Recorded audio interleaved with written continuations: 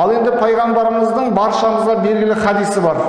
Адам баласы дүние салатын болса дейді, инқатаа амалуху, ол адамның бүкіл амалы тоқтап қалады.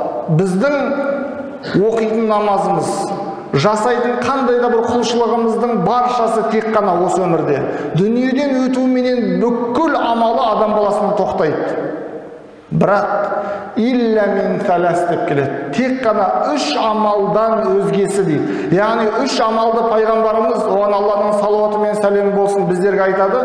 Ол амалдардың сауабы, жақсылығы тоқтамайды екен. Ол не нәрсе? Ол бірінші садақатун жария деп келеді. Садақатин жария.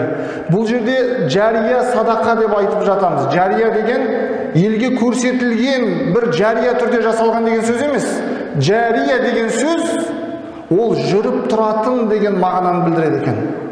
Яғни бір адам баласы көпір салып кететін болса, соны уақып деп атайтын болсақ, сол көпір істен шыққанға дейін соны қанша адам пайдаланатын болса, соның сауабын сол көпірді жасаған адам алады.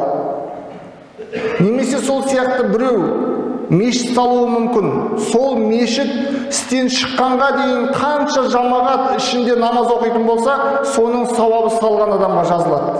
Мектеп салуы мүмкін, медресе салуы мүмкін, аурухана салуы мүмкін деген сияқты уақып жасаудың түрлері өте көп.